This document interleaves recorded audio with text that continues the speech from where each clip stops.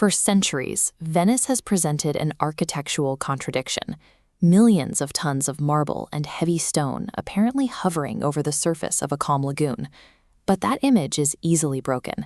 In 1966, a catastrophic storm surge swallowed the city center. Nearly 2 meters of water overwhelmed the Doge's palace and left 80% of Venice submerged, proving how quickly the Adriatic can reclaim these streets. Today, the frequency of these tides is accelerating. By the end of the century, an estimated 1-meter rise in sea level would leave the historic center permanently flooded and uninhabitable. The city's continued existence now relies on a massive infrastructure hidden beneath the waves. Venice isn't a floating miracle. It is a precarious site of continuous engineering, engaged in a 1,500-year effort to hold the sea at bay. The modern perimeter defense begins at the seafloor of the lagoon's 3 inlets. This is the Mose system. The defense consists of 78 hollow steel gates, each weighing up to 350 tons. When inactive, they lie flat in concrete trenches integrated into the ocean floor. When sensors predict a 110-centimeter tide, compressors pump air into the gates, forcing the water out. Buoyancy causes the gates to rotate upward on their hinges.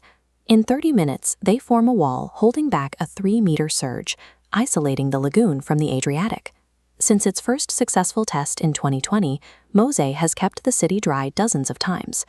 But while these gates protect the perimeter, they provide no support for the city's actual foundation. To find the structure that actually holds the city's weight, we have to descend past the sea gates and dig deep into the soft, waterlogged mud beneath the islands.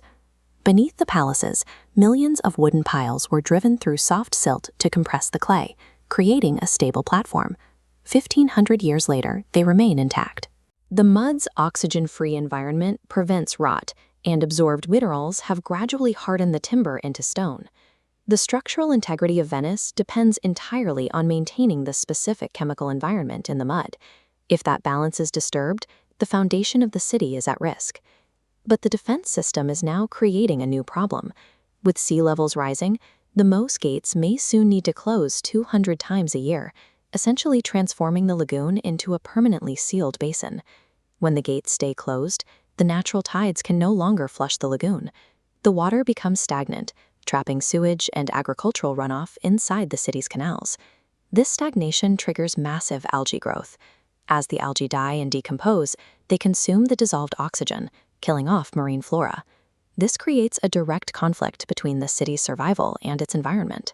Mose saves the buildings from flying, but its frequent use is turning the lagoon into a stagnant pond, which threatens the delicate ecosystem Venice was built to inhabit. City authorities are now launching a global call for ideas to find a Plan B, seeking ways to reimagining Venice's economy and its relationship with the water. The goal is to move beyond temporary barriers and find a way to preserve both the city and the lagoon for another millennium.